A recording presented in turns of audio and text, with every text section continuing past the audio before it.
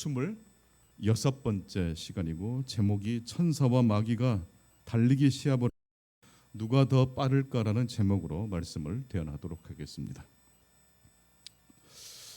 그런 궁금증이 들었어요. 천사와 마귀가 달리기 시합을 하면 누가 이길까요? 누가 더 빨리 달릴까요? 이 질문을 이렇게 한번 바꾸어서 한번 해보겠습니다.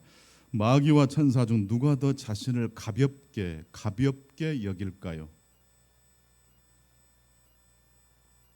마귀일까요? 천사일까요? 체스터턴이 그런 말을 했어요. 천사는 왜 하늘을 나는가? 자신을 가벼이 여길 줄 알기 때문에 하늘을 난다라는 말을 했습니다. 네. 마귀는 교만한 존재라고 합니다. 그래서 마귀가 못하는 게 있어요. 찬양을 못하고 운능을 못해요. 를 못해요. 마귀는 웃지 못합니다. 마귀는 무거운 존재입니다. 왜냐하면 밖에 모르는 존재이기 때문에 그렇습니다. 반대로 천사는 자신을 가벼이 여깁니다. 그래서 하늘을 날고 빨리 달릴 수 있습니다. 그런데 누구 앞에서 자신을 가벼이 여긴다는 말일까요? 다른 천사들 앞에서? 그건 나중 문제고요. 천사가 왜 자신을 가벼이 여길까요? 무엇 때문에? 모든 곳에 어떠한 경우에도 누가 계시죠? 하나님이 계시잖아요. 이걸 천사가 알아요.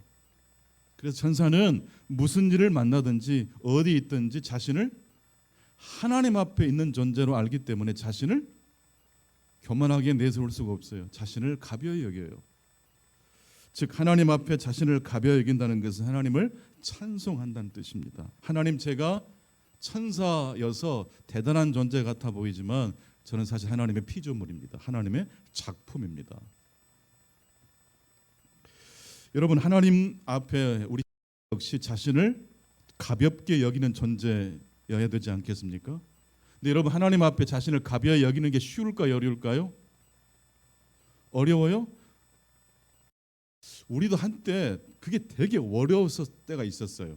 하나님을 알지 못했을 때, 예수님을 통해서 은혜를 받지 못했을 때 내가 이 세상의 중심이었잖아요. 가정에서도 중심이고 직장에서도 중심이었어요. 모든 게 내 중심으로 돌아가야 돼요. 네. 지구가 태양을 공전하듯이 온 세상의 일들이 내 중심으로 돌아가야 돼요. 그게 하나님을 만나기 전 우리의 모습이었어요. 그랬는데 우리가 하나님을 만나버리고 말았어요. 예수님을 통해서 하나님을 만났어요. 그랬더니 온 세상이 그냥 돌아가는 것이 아니고 하나님의 은혜와 경으로 운영된다는 것을 알았어요. 그래서 행복할 때도 하나님 앞에 자신을 가벼이 여기지만 감사하지만 고난과 역경이 와도 조금만 놀래요. 하면 점점 염려는 줄어들고 뭐가 더 많아져요? 기도와 말씀 읽는 것이 더 늘어나요. 이게 신자가 이 세상을 살아가는 방식일 것입니다. 이제 우리는 하나님 앞에서 우리 자신을 가볍게 여기는 것이 어렵지 않습니다. 어렵지 않을 뿐만 아니라 매우 즐겁고 행복한 일입니다. 다윗은 하나님 앞에서 자신을 가벼이 여길 줄 알았던 사람이었고 자신을 가볍게 여기는 바로 그 일에 행복했던 사람이었습니다. 그 내용이 시편 23편에 나옵니다. 우리 화면을 보면서 시편 23편을 통해서 다윗이 어떠한 상황 속에서 자신을 하나님 앞에 가벼이 여겼는지 하나님을 중심으로 내세웠는지 한번 묵상하면서 이 말씀을 같이 읽겠습니다. 시작. 여호와는 나의 목자시니 내게 부족함이 없으리로다. 그가 나를 푸른 풀밭에 누이시며 쉴 만한 물가로 인도하시는도다. 내 영혼을 소생시키시고 자기 이름을 위하여 의의 길로 인도하시는도다. 내가 사망의 음침한 골짜기로 다닐지라도 해를 두려워하지 않을 것은 주께서 나와 함께 하심이라. 주의 지팡이와 막대기가 나를 안위하시나이다. 주께서 원수의 목전에서 내게 상을 차려주시고 기름을 내 머리에 부으셨으니 내 잔이 넘치나이다. 내 평생의 선과 인자하심이 반드시 나를 따르리니 내가 여호와의 집에 영원히 살리로다. 이 시편 23편이 왜 위대한 시편이고 이 시편을 읽는 사람들이 회복과 치유를 경험합니까? 딱 한 가지예요. 다윗은 하나님 앞에 자신을 무거운 존재가 아니라 하나님 앞에 자신을 가벼이 여길 수 있는, 고난이 자신을 짓눌러 버리게 하지 않았어요. 고난의 무게보다 더 크신 하나님 고난을 내놓아 드렸어요. 그래서 여호와는 나의 목자시니, 내가 아니고 누가요? 여호와 하나님이 이 세상의 중심이시니 내게 부족함이 없으리로다. 그가 나를 푸른 풀밭에 누이시며, 양이 누워요. 목자 옆에 있는 양은 안심하고 있는 거예요. 여러분 어젯밤에도 잘 주무셨을 줄로 믿습니다. 예, 우리는 하나님께서 이 세상을 경영하신다는 그 한 가지 사실 때문에 잠을 잘 수 있고 피곤해도 다시 일어나고 험한 골짜기를 지나갈 때도 내 자신을 하나님 앞에 내어드릴 수 있는 존재가 됩니다. 알고 난 뒤에 우리 모든 신자들은 겸손이 최고의 덕목이 됐습니다.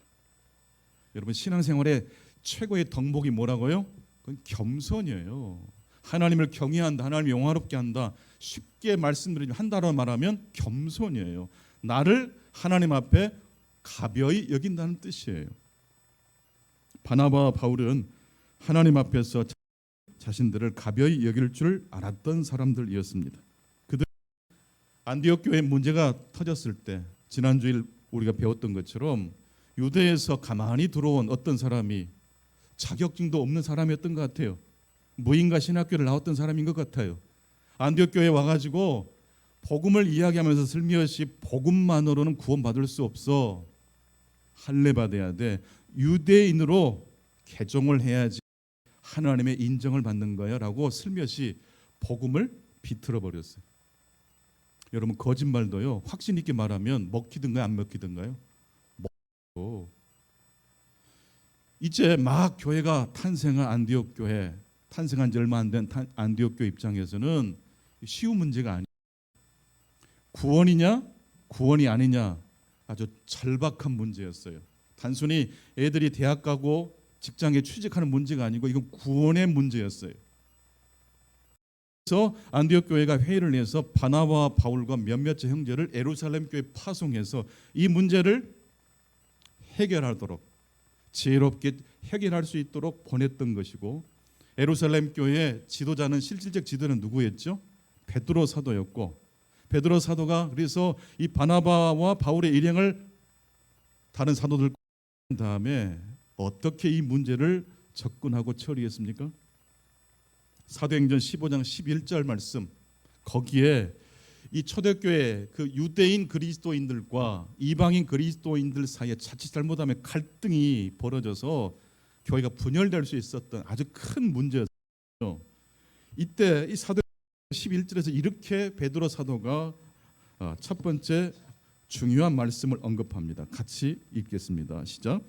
그러나 우리는 그들이 우리와 동일하게 주 예수의 은혜로 구원받는 줄을 믿노라 하니라.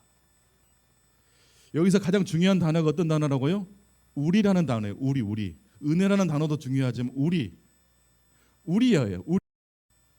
안디옥 교회나 예루살렘 교회나 우리예요. 우리.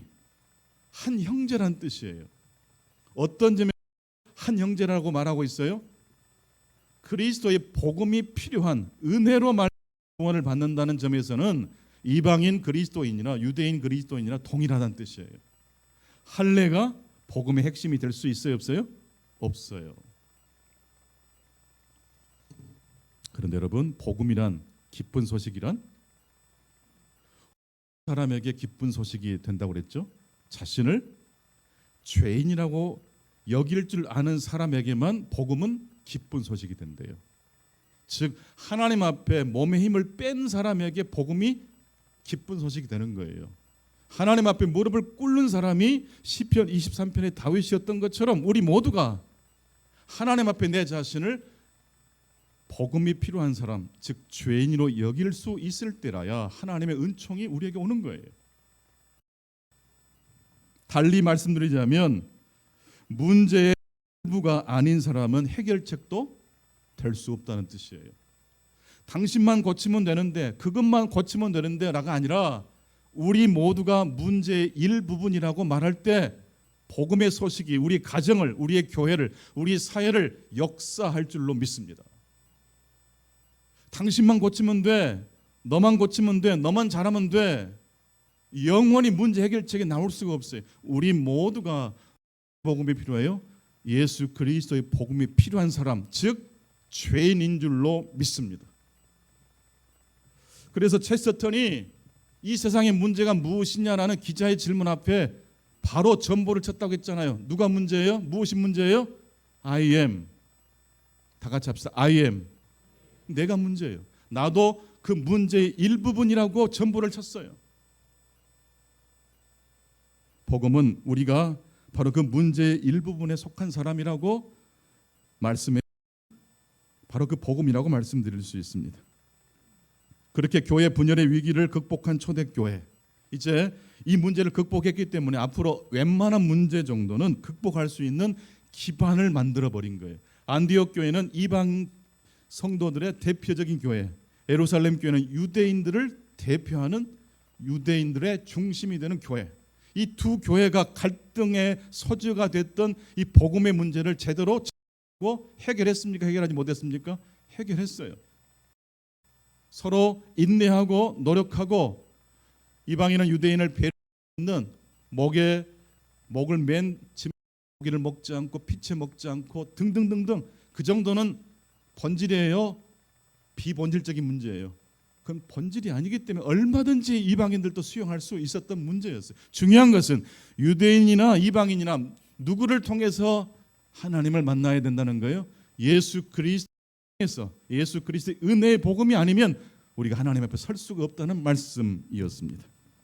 그렇게 위기를 극복했던 이 두 교회가 이제 서로 편안하게 복음을 전도를 위해서 그렇게 진력해 나갈 수 있게 되었는데, 오늘 본문은 바로 그 사건 이후에 바울과 바나바가 서로 어떻게 했다고 그래요? 서로 다투고 결별하고 있다라고 말씀하고 있습니다. 엄청난 문제 앞에 똘똘 뭉쳐서 문제를 돌파했던 이 바나바와 바울이 서로 다투고 헤어졌어요. 무슨 문제 때문입니까? 바나바의 조카 생질 마가가 1차 전도 여행에 동행했다가 그만 힘들어서 중간에 포기하고 예루살렘으로 돌아가 버렸어요. 오늘 그런 마가를 바나바는 좀 받아주고 같이 협력해서 다시 선교를 하자라고 했지만 누가 허락하지 않았어요? 바울이 허락하지 않았어요. 그래서 서로 불편했고 다퉜고 갈등이 커지더니 결국 바나바는 원하는 또 준비된 사역지를 향해 출발했고 바울 역시 자신의 사역지를 향해서 출발해버리고 말았어요. 첫 번째, 이 아침 하나님께서 주신 메시지입니다. 성경은 신자의 취약함을 드러내고 있는 책이라는 말씀이에요. 좋은 이야기, 아름다운 이야기만 성경에 기록되어 있지 않고 성경은요, 우리 그리스도인들의 강점과 장점만 말하고 있지 않아요. 어떤 점까지 이야기? 취약한 점, 부족한 점, 감추고 싶은 면을 그냥 기록해요. 미워하거나 없는 것처럼 모른 척하지 않아요. 있는 그대로를 기술해요. 저는 그런 점에서 볼 때 성경은 믿을 만한 책이라고 믿어요. 그런데 여러분, 신자의 취약함, 신자의 누구 앞에서 드러난 허물입니까? 자신을 하나님 앞에 가벼운 존재라고 여기는 사람들의 취약함인 거예요. 예, 여러분, 우리는 다 하나님 앞에 연약한 자들입니다. 가능하십니까? 그래서 우리는 이 예배 시간에 죄를 고백하고 화제의 선언을 받는 시간이 굉장히 소중합니다. 하나님 앞에 죄를 고백한다는 것, 있는 그대로 자신을 내어드린다는 것, 그것은 하나님 앞에 자신을 가벼이 여길 수 있는 사람, 즉 복음으로 은혜 받은 사람만 할 수 있는 일이에요. 비록 바나바와 바울이 갈등을 겪었고 서로 결별하게 됐지만 있는 그대로 그들의 모습이 성경에 증언되고 있습니다. 즉 바울과 바나바는 자신의 강한 모습만 자랑하는 게 아니라 자신의 연약함도 드러낼 줄 아는 사람이었습니다. 두 번째, 그러므로 우리는 누구나 다 부족한 사람들이고 또한 서로 다른 사람이라는 사실을 기억하시면 좋겠습니다. 같이 한번 해보시겠습니다. 우리는 부족한 사람이고 서로 다른 사람들입니다. 부족하다는 걸 이해할 수 있겠는데 다르다는 뜻이 뭡니까? 짜장면과 짬뽕이 대결하면 누가 이기죠? 먹고 싶은 사람이 골라야죠. 그것은 어떤 날은 짬뽕이 이기기도 하고 어떤 날은 짜장면이 땡길 때 있잖아요. 우리 교포들이 한국에 오시면 그렇게 제가 아는 목사님도 선교사님도 짬뽕 좋아하세요. 그 짬뽕 한 그릇 얼마 되지도 않는데 마음껏 사드릴 수 있잖아요. 근데 타지에서는 그 맛이 안 난답니다. 흔하디 흔한 맛이 그분들에게는 고향을 그리워하는 맛이 되곤 합니다. 우리는 부족한 사람들이면서 동시에 스타일이 달라요. 바울과 바나바는 복음의 문제 때문에 서로 결별했나요? 성격 차이, 스타일의 차이가 서로 달랐던 거예요. 바울은 바나바의 조카 마가를 2차 선교 여행 때 데리고 가는 거 용납 못하는 아주 똑부러지는 성격이었어요.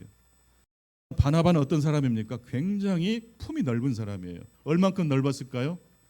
원래 바울은 원죄가 있는 사람이잖아요.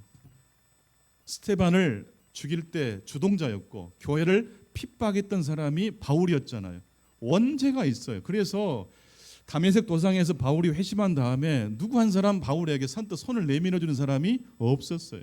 그래서 교회 주변을 늘 배회하고 다녔던 바울에게 누가 가장 먼저 손을 내밀어줬을까요?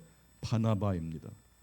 이 바나바가 교회 앞에 사도들 앞에 이 바울의 신실함을 증명해 줬어요.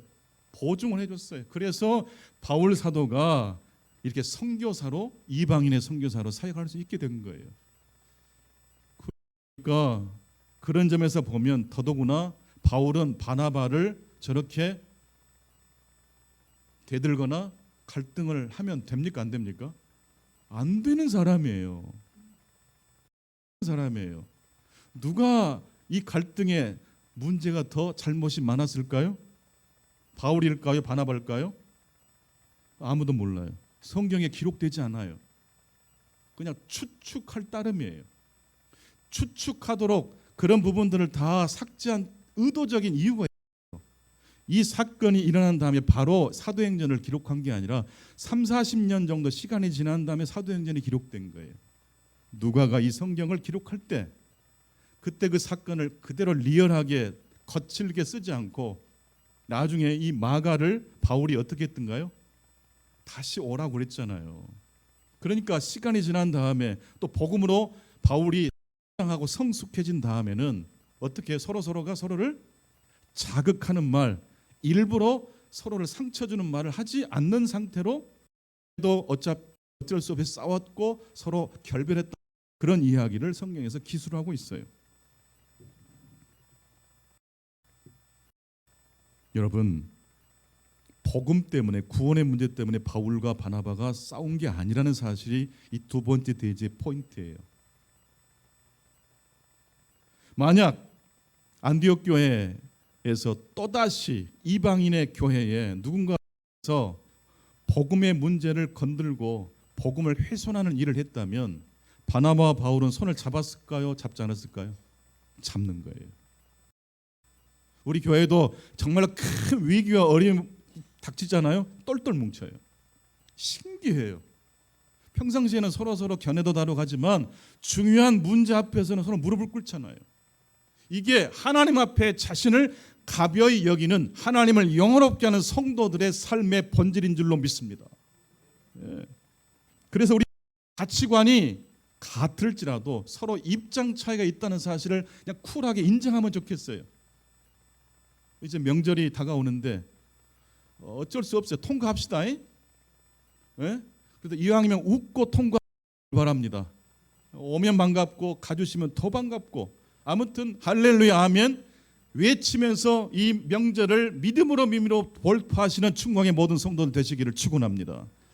가치관은 문제 없어요. 부모 공경하고 자녀들 사랑하는 마음은 동일해. 근데 스타일이 MZ세대가 요즘은 저도 헷갈려요. MZ세대는요 밥을 먹으면서도 자기 일을 하시면서 드시더라고요. 얼굴을 쳐다보지 않고도 어떻게 그 이중 플레이가 가능한지, 영화도 보시면서 밥도 드시면서. 그런데 이승우 작가가 그랬어요. 아들을 좀 늦게 낳는데 아들하고 정말로 안 맞대요. 근데 잘 지낸대요. 너무너무 잘 지낸대요. 자, 비결을 좀 가르쳐 달라고 했더니 그 이승우 작가님, 우리 조선대학교 교수님이 그렇게 말씀하셨어요. 그냥 잘 지내면 됩니다. 생각하면 갈등의 골이 깊어지니까 생각을 하지 말고 그냥 잘 지내면 된대요. 통하기를 기다리거나 뭔가 이해되기를 기다리면 안 된대요. 그냥 잘 지내실 수 있기를 축복합니다. 뭔 말인지 이해하셨죠? 그냥 잘 지내면 돼요. 지내다 보면 서로 잘 지내기로 결심하다 보면 서로 하나씩 맞춰지는 게 발견. 복음의 문제 때문에 바울이 갈등하지 않았다는 것입니다. 교회도, 초대교회도 바로 그런 갈등이 있었지만 그렇게 살아갔어요. 그러므로 마귀는 교회를 이길 수 있어요, 없어요? 못 이겨요. 신자는 일이 잘 풀릴 때만 하나님 앞에 경배하는 게 아니라, 내가 바나바 사도를, 선배님을 내가 이렇게 하면 안 되는데, 후회가 막심하지만 내가 이렇게 부족했을까? 하지만 나는 왜 스타일이 이렇게 분명하고 그냥 탁 단호할까? 이거 고쳐야 되는데 안 고쳐져요. 하지만 바나바 역시 그런 바울을 어떻게 했어요? 다 품었어요. 바울 역시 시간이 지난 다음에는 바나바의 조카 마가와 화해했어요. 나는 문제의 일부분에 속합니다라고 생각하신 분들만 아멘 해봅시다. 나는 하나님의 은혜가 오늘도 필요하지만 내일도 필요하다고 믿는 분들만 아멘 해봅시다. 그럴 때 없는 세상 없어요. 그러나 그걸 돌파하는 거예요. 바람의 방향을 바꿀 수 없지만 덫의 방향을 바꿔서 우리는 그 폭풍도 역이용할 수 있는 존재들입니다. 세 번째, 마지막 말씀입니다. 그리스도인은 하나님 앞에서 자신을 가벼이 여기는 자들이라는 말씀입니다. 했던 말 또 하죠. 이럴 때는 너무 중요하니까 반복하고 또 하는 거예요. 성도 여러분, 하나님 앞에 여러분 자신을 가벼이 여길 수 있기를 축원합니다. 그러면 마귀를 물리칩니다. 그러면 문제가 괴로워도 돌파할 수 있습니다. 올해 2024년 상반기를 휩쓴 그 재밌는 밈, 어떤 그 문화라고 해야 될까요? 그 밈 중에 원형적 사고라는, 아마 우리 초등학생들 정도부터서는 아마 이 이야기를 이해할 수 있는 학생들이 있을 것 같아요. 원형 사고. 이 원형적 사고라는 것은요, 아이돌 가수 창원영이라는 가수의 이야기예요. 어떠한 부정적인 상황에서도 긍정의 힘을 잃지 않는 그러한 아이콘이 돼버렸어요. 빵집에 들렸는데 자기가 먹고 싶은 빵이 바로 앞에 사람이 다 사가 버려가지고 그냥 끝난 거예요. 그럼 얼마나 낙심이 됩니까? 근데 창원영이라는 가수가 이렇게 인스타그램에 올렸어요. 앞 사람이 내가 사려던 빵을 다 사가서 너무 럭키하게 새로 갓 나온 빵을 받게 되었다. 다시 한번 할게요. 앞 사람이 내가 사고 싶었던 빵을 다 사가 버려서 기분 나쁘고 화가 난 게 아니라 너무 럭키하게도 새로 갓 태어난 빵을 받게 되었다. 이렇게 화가 나고 짜증나는 상황을 긍정적인 에너지로 바꿔버린 거예요. 이 밈의 포인트는 장원영의 그 영어 이름은 이 비키를 활용해서 마무리 멘트를 완전 럭키 비키 짠, 완전 럭키 비키 잔양, 짜나 뭐 그런 의미. 이 장원영의 이 밈을 이제 우리나라 많은 아이돌 가수들 좋아하는 많은 분들이 따라하기 시작했어요. 패러디를 하기 시작했어요. 그래서 그 롯데가 플레이오프 결승에서 플레이오프 진출을 못하고 떨어졌는데 그 롯데 팬이 이렇게 또 글을 써서 올렸어요. 플레이오프에서 우리 팀이 떨어지다니 열받네가 아니라 지출할 뻔한 티켓값을 아낄 수 있잖아. 이 돈으로 마라탕 사 먹을 수 있겠네. 완전 럭키 롯데장량이라고 글을 올린 거예요. 장원영에서부터 시작한 이 긍정의 에너지가 돌고 돌아서 계속 돌았어요. 2024년 상반기 동안 우리 충북교회 성도들만 모르고 다 알았어요. 대한민국 국민들은. 오늘부터는 이제 우리가 후발주자로 이 밈을 퍼뜨리실 수 있기를 바랍니다. 예, 본인이 응원한 팀이 플레이오프에서 떠니까 분번한데 그 팬은 그 끌어오는 마음을 다스리기 위해서 글을 쓴 거예요. 그때 그냥 쓴 게 아니라 장원영이라는 가수를 매개로 해서 그걸 모델로 삼아서 원형적 사고를 가지고 분노를 긍정의 에너지로 바꿔버린 거예요. 저는 여러분들이 주일날 예배 드리는 말씀 듣고 은혜 받아서 부정의 에너지가 긍정의 에너지로 싹 바꿔지시는 축복이 있게 되기를 축원합니다. 나도 모르게 바꿔지는 거예요. 나도 할렐루야 아멘 감사합니다가 쏟아져 나오실 수 있기를 바랍니다. 바나바와 바울이 서로 결별해서 마귀가 승리한 줄 알았는데 이번에도 자신을 가벼이 여긴 바나바와 바울의 승리자나 완전 럭키 승리자냥, 이건 제가 쓴 거예요. 바나바와 바울이 서로 다투어서 결별해서 마귀가 승리한 줄 마귀는 알았는데 이번에도 두 사람은 하나님 앞에 자기를 가벼이 여기는 그 일을 해버렸어요. 그래서 오늘 본문 말씀 보게 되면 그래서 두 사람은 믿음을 잃어버리고 신앙을 집어쳤나요? 각자의 삶의 자리에서 열심히 선교했다고 말하고 있잖아요. 이래서 마귀는 신자를 이기지 못하는 줄로 믿습니다. 김정배 시인이 어머니와 대화하면서 시를 한 편 썼어요. 팔순 노모와 대화하다가 볼록거울이라는 시를 쓰셨어요. 엄마가 가르쳐준 시예요. 볼록거울 김정배. 여든 넘은 이래저래 하소연 좀 하려 마음 먹고 전화를 드렸더니 먼저 알고 선수를 치시네. 아가, 내 나이가 올해 몇이지? 야야, 슬픔도 참 좋을 나이구나. 평상시에는 아들의 이야기에 꾹뻑 죽고 아들을 무조건적 지지해줬던 어머니가 그날따라 선수를 치셨어요. 아들의 목소리가 뭔가 안 좋은 그런 느낌이 묻어져 있었겠죠.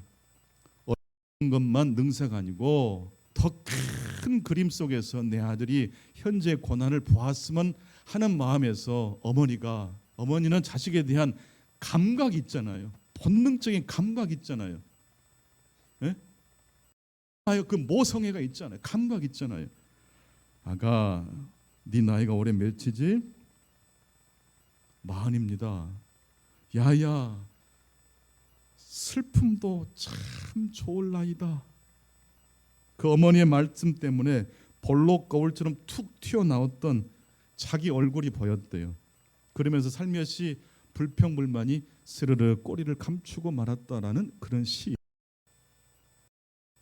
하나님이 우리가 원망스러울 때 하나님께 기도하면 하나님도 꼭 그러실 때 있잖아요. 선수 치시고 야 그래도 너는 옆집 봐봐. 너는 행복이야. 너는 그래도 걸어 다니잖아. 숨 쉴 수 있잖아. 전도서 9장 4절 읽어줄게. 살아있는 개가 죽은 사자보다 나은 거야. 하나님이 꼭 그러실 때 있잖아요. 일본 도쿄대 노년내과 아주 명의로 소문난 가마타 미노루라는 그 의사분이 노년을 그러니까 오래오래 사는 게 문제가 아니고 노년을 건강하게 중요하잖아요. 노년을 건강하게 살아내는 비결을 딱 두 가지로 말씀하셨어요. 딱 두 가지. 쓰시든지 마시든지. 두 가지가 뭐냐면 첫 번째 튼튼한 허벅지 근육이래요. 두 번째는 뭡니까? 망각이래요. 잊어버리는 게 너무너무 삶의 행복 지수에 중요한 요소랍니다. 허벅지 근육 튼튼한 건 당연하겠죠. 윤여정 배우는 65세부터 운동하셨대요. 그러니까 지금부터 운동하셔도 돼요. 근데 정말 중요한 것은 육체 건강뿐만 아니라 머리의 건강이 중요한데, 이 의도적으로 나이가 먹으면 건망증이 많아지잖아요. 여기다가 음식 넣어놓고 다 밥 먹고 난 다음에 어머머머 이럴 때 부부싸움 나거든요. 당신은 어떻게 항상 그 모양이냐. 전반전 후반전까지 하면 난리 나잖아요. 이때 서로 웃어버려야 돼요. 때에 뒤집어야 돼요. 고기를 익힌 다음에 뒤집듯이 때에 맞게. 어른이 되고 나이를 먹으면 이게 감각이 떨어져요. 실수를 많이 하게 돼요. 건망증도 많이 늘어나요. 그럴 때는 어떻게 해요? 잊어버려요. 중요하지 않은 일을 잊어버려요. 바나바와 바울도 중요하지 않은 문제는 어떻게 했어요? 그냥 잊어버리고 각자 삶의 자리에서 열심히 전도했죠. 이게 우리에게 주는 메시지가 뭡니까? 가마타 미노루 이 의사분은 올해 76세인데 아내는 74세예요. 진짜 자신들의 이야기, 음식을 전자레인지에 넣어놓고 잊어버렸대요. 밥을 다 먹고 난 다음에 발견했는데 그때 서로 이랍니다. 망각력이 대단해. 망각력이 대단해. 허벅지 근육만 대단한 게 아니라 잊어버린 능력이 대단해라고 말하면서 그렇게 기쁘게 웃었답니다. 서로 지적하지 않고 그렇게 웃겨 넘겼더니 분노가 났던 그 마음, 솔직히 화나잖아요. 먹고 싶었던 갈치인데. 근데 망각력이 대단해라고 하니까 6초 만에 그 분노와 섭섭함이 그래요. 우리 같이 한번 옆에 사람에게 말하겠습니다. 망각력을 살립시다. 망각력을 살려야 돼요. 다 기억하면 사람들 못 살아요. 그래서 스트레스 받은 일 집에 오면 딱 잊어버려야 돼요. 중요하지 않은 일은 잊어버려도 돼요. 구원과 천국과 내 영생의 문제가 아닌 문제는 다 피본질적인 문제로 다 정리하실 수 있기를 바랍니다. 곤도 마리아 여사가 그래서 봄 되고 가을 되면 집 정리할 수 있도록 팁을 줬잖아요. 어떤 물건을 버리자? 설레지 않은 물건은 무조건 버려야 돼요. 같이 또 한번 합시다. 설레지 않으면 남편만 빼놓고 아내만 빼놓고 다 바꿔치자. 정말로 이 가마타 미노루라는 의사는 이 망각력 덕분에 중요한 인간관계를 깨뜨리지 않고 유지할 수 있었대요. 어떤 사람과 골이 깊어졌는데 그것이 그렇게 오랜 시간 기억되지 않더래요. 잊어져. 지나놓고 보니까 구원과 영생 문제도 아니더라는 거예요. 그래서 다시 화해하게 되고 다시 만나게 돼서 그 관계를 유지할 수 있었어요. 망각력이 마음을 가볍게 해주고 삶을 긍정적으로 바꾸어 주었습니다. 저는 창세기 1장을 참 좋아하는데요. 그 중에도 6번 반복되는 구절, 저녁이 되고, 이 말씀 너무 좋아요. 같이 저녁이 되고 아침이 되니. 저녁이 잘 익으니까 하나님이 뒤집잖아요. 아침으로. 하나님의 천시 때에 맞게 모든 자연은 옷을 갈아입어요. 모기가 그렇게 기승돼도 가을 바람이 불어오면 사라지고 없잖아요. 자연은 한 번도 하나님의 섭리를 거스르지 않아요. 근데 인간들이 욕심을 내요. 집착해요. 잊어도 되는 걸 담고 있으면 안 돼요. 80% 정도는 다 쓰레기통에 다 집어넣으실 수 있기 바랍니다. 그리고 비어있는 그 공간에 뭘 집어넣으면 좋을까요? 여러분에게 너무 억압하거나 너무 기준을 높게 안 잡으셨으면 좋겠어요. 전자레인지에다가 오늘도 내일도 반찬 넣어놓고 잊어버려도 망각력이 대단해. 잊어버리니까 또 사는 것이지 라고 내 자신의 연약함을 누구 앞에 고백합시다? 하나님 앞에 드러낼 때 가족도 살고 나도 살고 우리가 다니는 곳곳이 하나님의 은혜 있는 곳이 될 줄로 믿습니다. 저 이제 내일 새벽에 떠납니다. 기도해 주셔야 됩니다. 기도해 주실 거죠? 목회자 세미나 잘 돼야 되지 않겠습니까? 제 명예가 아니라 살려야 할 사람들을 살리고 왔으면 좋겠어요.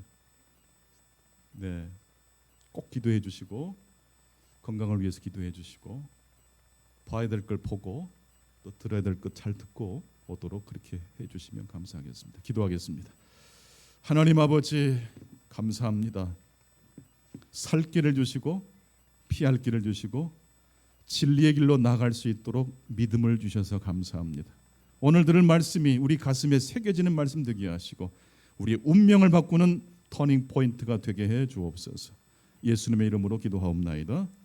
아멘. 같이 다 같이